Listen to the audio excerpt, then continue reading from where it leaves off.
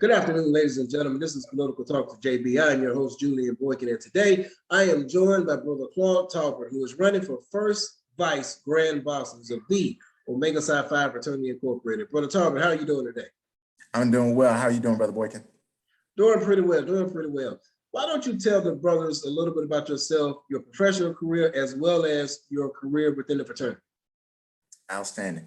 My brothers, I'm Claude Tolbert, 392 Gamma Chapter, life member number 5239, and Vice Chairman of Omega's International Committee for Information Technology.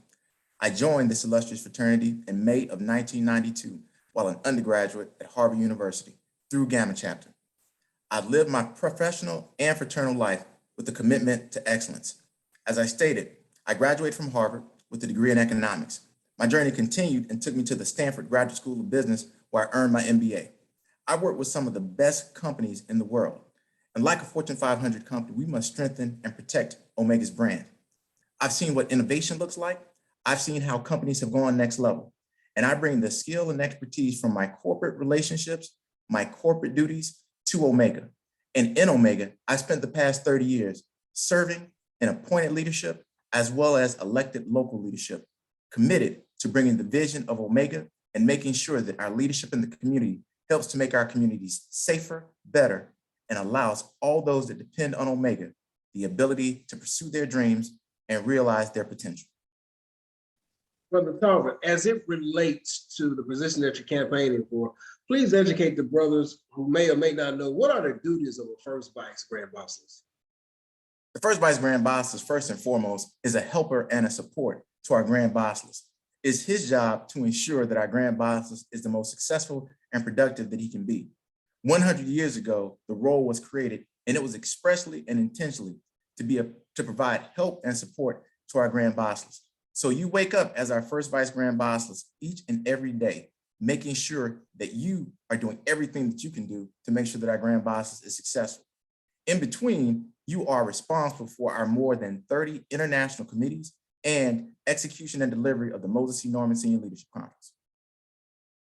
As it relates to IHQ and trying to get brothers more involved and take on the responsibility of getting brothers to update their profiles, what is your plan to getting brothers actively involved so we can have accurate information when it comes to mailing out frat cards, when it comes to making sure that brothers get the oracle to the right address? Brother Boykin, one of the things that I'm most proud of is that on this campaign trail, I've not had a single question about data availability, service availability, or whether or not Omega has ownership or access of this information. So I'm here in this broadcast to make sure that each and every member of Omega Psi Phi Fraternity Incorporated understands that your data and information is safe and secure with Omega. We provided information and tools that allow brothers to access their profile in IQ. So going to oppf.org and then logging in as a brother will allow you access to your profile. From there, what we're asking you to do is to complete the information that shows who you are, your education, your work experience, and your community involvement. When you do that, we have the first step to fully activate the network of Omega Men. And I'll share this quick story. We have a sponsorship partnership with Zebra Technologies. I was the brother that was able to secure that partnership. The corporate leaders at Zebra were fantastic to work with. They asked, who are the men of Omega? And I gave them the standard spiel, 200,000 initiated men, 15 countries, 4 continents. And they said, that's all great. We read your literature. But who are the men of Omega Psi Phi? How many are engineers? How many are teachers? How many are lawyers? When we have the opportunity to share that story in fullness, we increase the opportunities to partner with programming partners as well as financial partners that want to contribute to how we have impact in our community. So brothers, when we activate the network of Omega and we have your full and complete information, it will create benefit not only for our organization that we love, but will also open doorways for future opportunities that will benefit brothers as well as our families. Touched on partnership. My next question is leadership conference. How can we leverage the leadership conference as it relates to increasing more partnerships? So I want to start with where Omega is today. Currently, we have a sponsorship-driven model. Omega does events and brings in folks and entities that are very much interested in our success, and that's usually delivered in the form of a one-time payment. What I believe we can do is actually tie our success and the success of our supporters together. And in doing so, we create those wins that will allow them to say, we want to continue to invest in this relationship from a long-term perspective. When you have a long-term perspective, you shift from sponsorship to partnership. When you create wins for those corporate entities, then they are fully engaged and committed to making sure that they can do what it is they can to make themselves successful working with you, but also to share their best practices. The Leadership Conference allows us an opportunity to bring Omega together for leadership and training, but also those entities, those corporations that want to work with Omega.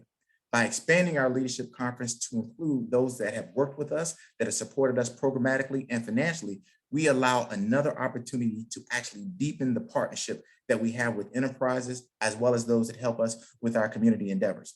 So I want to use our Leadership Conference to expand the influence of Omega and the opportunities that our partners have to not only share their best practices, but to hear from us how they can be that much more effective with Omega. It's not just about the size of the check, although that's very important. It's about the impact that you create with all the resources that you can bring to bear. When it comes to our international committees, Brother Tolbert, what is your plan to making sure our international committees run more efficiently? So I want to address that a little bit more broadly, because efficiency and productivity is absolutely what we want. But what I also want to do is I want to expand how easy it is for brothers to access those international committees. So we do a great job today, I believe, because we produce quarterly reports. So each and every brother in our organization can understand what each international committee did for the previous 90 days. I also want to expand that to include metrics and a scorecard so brothers can also understand the impact that we have with each international committee.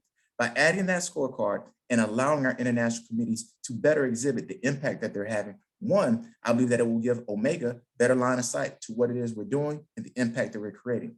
I also believe that it will inspire the brotherhood at each and every level to contribute such that they are creating that impact that we can also talk about. When we talk about the tools that are available to our international committees, making sure that each and every committee understands how we can collaborate based on our partnership and tools that are available via Microsoft, as well as making sure that from a calendaring and use of Zoom perspective, that where there's an opportunity for brothers to engage with international committees, let's make sure that the brotherhood knows fully how they can do that so they can access those international committees and participate as best as possible. As first Vice Grand Bachelors, you're considered the right hand for the Grand Bachelors, correct? That is correct. What is your plan when it comes to better serving the Grand Bachelors and alleviating some of that pressure and stress that comes with being a Grand Bachelors, that you can definitely help out in making sure that the Grand Bachelors is able to fulfill his obligation to the fraternity by making sure that he has a strong first vice by his side? So I go to some of the lessons that I've learned in corporate America. If your boss, your manager is successful, then that makes life a whole lot easier for yourself. And so providing structure, availability, and accessibility, I think those are the building blocks that you want to anchor yourself in. There's simple things that may not sound innovative to many, but making sure first and foremost, understanding how our Grand Bachelors wants to communicate with his first Vice Grand. There are grands that we've had that want to have weekly meetings and those that want to communicate more frequently. Even when you set a plan in place, that doesn't exclude the opportunity to do something different. But I do believe that creating a rhythm and a cadence so that the grand understands, I'm going to have this resource available to me. I'm going to have this check-in where I can understand what issues or problems should rise to my desk. Those things are important because the grand is going to have so many things that he has to take care of, making sure that I can do my best job in taking care of all the small details that may occur, as well as those big things with our international committees and Moses Normancy and Leadership Conference will give our Grand Bosses confidence that those things are being taken care of, and then he can focus on some of the bigger to-do items that are going to help drive Omega forward. So accessibility and availability, as well as providing structure for those interactions. And last but not least, any information and reporting coming from the technology side of the house, any reporting that we need, I can be integral with respect to making sure that he has line of sight on those details, but not just the raw data, actually providing analysis of that data that makes processing more quickly and allows him to be more action-oriented. One more question. How can we better efficiently make it more feasible for brothers to be able to pay their dues? Right now, if a brother wants to pay his life membership, that brother can go on the IHQ website and do that very easily. But if a brother wants to pay dues, that brother still has to go through the local chapters. So what's your plan on mitigating that that stress for brothers? So I want to start with the foundation. This goes back to the earlier part of our conversation. Making sure that brothers understand that their data is secure and safe, and the operation of paying their dues via the web is something they can trust. They can trust that the transaction will occur seamlessly without error, that they will get credit for their payments, and that they will show up as a financial brother at the international level. Enabling web payments is the next step that we must do, and we must make it easy for brothers to do, whether or not they are on a PC or a mobile device. And as well, making sure that as many forms of payment as possible are accessible to the brotherhood. Credit card, Zelle, Cash App, those are things that the entire world is using to transact business. Let's make sure that we can do that for our brothers as they seek to make their dues payments on an annual basis. If any brother wants to make a donation to your campaign or ask you additional questions, how can the brothers get in contact with you? So you can access me at Tolbert4Omega.com. That gives you more of my story as both a brother and a candidate. And on Tolbert4Omega.com, there's a donate button.